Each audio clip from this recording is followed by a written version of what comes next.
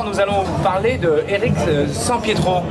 Oui, c'est ça. Alors, il nous vient d'où, Eric Sampietro? Il ne vient pas des États-Unis, ça pourrait être d'ailleurs un nom de mousquetaire ou quelque chose comme ça, et ça tombe bien puisqu'il nous vient du Gers. Ce garçon, qui est un garçon extraordinaire, il a repris une table qui est une table mythique gersoise, qui s'appelle la table des Cordeliers. Alors pourquoi la table des Cordeliers? Parce qu'autrefois, effectivement, c'était un couvent des Cordeliers, et d'ailleurs, sa salle à manger est située au cœur de la chapelle du XIIIe siècle, et c'est une table réputée pour plusieurs raisons. Alors elle est réputée historiquement puisqu'elle a donné naissance à un très grand cuisinier qui a été 2 fois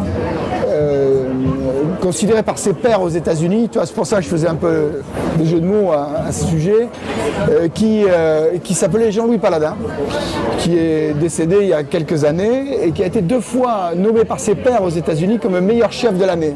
Alors il a essayé une autre voie, il a essayé la voie de la simplicité, c'est-à-dire au bout du compte la voie la meilleure pour se maintenir dans un cadre de un macaron Michelin dans une petite ville de province. Parce que ça, c'est peut-être ce qu'il y a de plus difficile aujourd'hui. Donc il va nous préparer, donc, bien sûr, tout un menu ce soir ici aux Étoiles des Piqûres. Et qu'est-ce qu'il va y avoir comme vin pour accompagner ce repas? Alors les 2 propriétés, je vais les nommer. Donc la une, c'est le château Sarançon-du-Pré de Yves Raymond qui a gardé comme ça dans son giron quelques petites parcelles. Bon, tout ça, c'est quand même pas des grosses productions, tu vois. C'est-à-dire qu'on a eu beaucoup de curiosité pendant, comme ça, des petites pépites pendant toute la durée des épicuriales. Et les producteurs ont joué le jeu cette année d'une manière absolument sensationnelle. Tu vois, on a eu Aile d'Argent qui est produit dans le Médoc, c'est pareil, c'est quelques caisses. On a eu Prieuré Blanc, c'est pareil, c'est quelques caisses. On a Sarançon-du-Pré Blanc, c'est pareil, c'est quelques caisses, tu vois, etc. On a Vieux Robin, donc le second château qui est la propriété de Didier et Maryse Robin. Le blanc chez eux, c'est pareil, c'est 2000 bouteilles ou c'est un truc comme ça.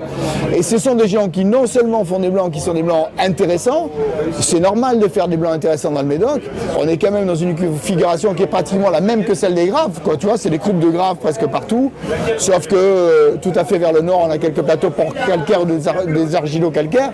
Enfin, globalement, on est dans des configurations qui permettent de faire des blancs intéressants. Donc voilà, on a ces 2 propriétaires qui vont parler des vins, qui sont présents, qui vont parler des vins. Et puis surtout, cette petite provocation, on va faire parler au sein des tables, tiens, moi je préfère le rouge, moi je préfère le blanc. C'est assorti, c'est pas assorti, le blanc il va avec telle séquence du plat et le rouge il a telle séquence du plat, ou alors ça va pas du tout, tu vois, etc. Et sur les fromages, c'est pareil, on a un fromage de chèvre et un très bon parmigiano. Donc belle soirée en perspective.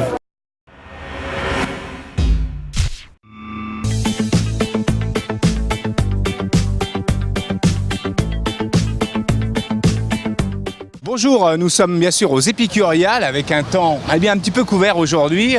Nous sommes donc le jeudi 28 juin 2012 et nous sommes avec Eric Sampietro. Bonjour. Bonjour. Et merci de nous accorder cette interview pour Bordeaux TV. Oui, c'est avec plaisir. Alors vous êtes chef étoilé du restaurant La Table des Cordeliers à Candon. Oui, vous voulez savoir où c'est? Voilà. Je m'en doutais. Donc c'est un petit village qui se trouve dans le Gers. Ouais. On est entre Agen et Bordeaux, c'est ce qu'on dit généralement. Ouais. Et voilà, c'est un petit village et donc j'ai un restaurant qui est étoilé depuis 2008. Il a la particularité d'être dans une ancienne chapelle. Voilà, c'est ce qui fait la particularité du restaurant. Donc votre parcours, vous avez une grand-mère cuisinière, un père cuisinier. Oui. C'est ça, donc vous avez baigné dans la cuisine toute votre enfance. Voilà. Donc j'étais chocolatier pendant 8 ans. Et donc j'étais fait pour être chocolatier et puis j'ai l'appel de la cuisine qui m'a dit reviens et donc en fait j'ai suivi les pas de mon père et de ma grand-mère et c'était logique en fait. Voilà, je suis plus heureux en cuisine que je ne l'étais en confiserie. Et puis j'ai trouvé l'endroit aussi qui me correspondait, j'ai trouvé plein de choses donc voilà, c'est avec plaisir que j'ai repris ce métier. Ah, vous êtes un grand voyageur aussi? Oui, j'ai pas mal voyagé. En fait, on est un métier où on voyage beaucoup. Donc, de passage, je suis allé au Liban, je suis allé en Espagne, je suis allé en Angleterre aussi, je cherchais. Puis voilà, puis différentes régions, puis un petit peu le Tour de France aussi, obligé. Mais pas en cuisine. Ouais. Voilà. Et j'ai vraiment appris mon métier de cuisinier de parce que j'avais vécu avant avec mon père et ma grand-mère. Mais j'ai surtout appris sur place. Voilà. Donc c'est une cuisine. Alors vous, votre cuisine simple de saison, on va dire, de marché, instinctive et sans filet. C'est bien caractérisé. Oui, c'était Julien Drieux qui avait dit ça. Ouais. Oui, c'est ça, ouais. C'est un peu ça. Mais c'est, je n'ai pas de... je ne travaille, je note rien.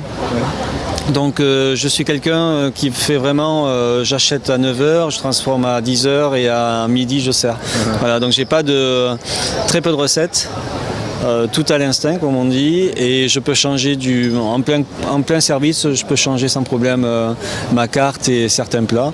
Voilà, c'est comme ça, et aux grandes dames de ceux qui travaillent avec moi, parce que des fois je suis très compliqué à suivre. Ouais, je suis très compliqué. Mais quand on a compris le système, je pense que c'est super cool. Vous connaissiez les épicuriales? Alors, je ne vais pas vous mentir, non. Qu'est-ce que vous en pensez déjà? Mais non, j'ai pas eu le temps. Je suis vraiment arrivé, voilà, parce que par contre Bordeaux, je connaissais, je savais qu'il y avait des problèmes de circulation, mais j'y ai eu droit là, et ça a été assez compliqué pour arriver. Non, non, je pense que c'est génial de faire ça. Le peu que j'ai vu, je trouve que c'est très bien organisé. Donc ce soir ici aux Épicuriales, aux Étoiles d'Épicure, qu'est-ce que vous allez préparer de bon? Donc j'essaie de faire quelque chose d'assez simple. Ouais. Et de marier un petit peu le traditionnel et un petit peu ce que je fais moi. Donc j'ai fait une salade gasconne, c'est tout bête, mais je l'ai juste un petit peu retravaillé différemment, voilà, changer un petit peu le look, voilà, essayer de faire quelque chose de plus, plus jeune, un petit peu, on va le dire. Mais voilà, après je suis parti sur un poisson. Voilà, mais moi je travaille beaucoup les légumes, donc même au départ je voulais faire un menu tout végétarien, donc, pour vous dire. Mais on m'a dit non, il faut faire la viande quand même ou quelque chose de consistant pour les gens. Donc en fait après j'ai quand même fait un dessert végétarien. Donc on a un macaron à la tomate verte et tomate confite.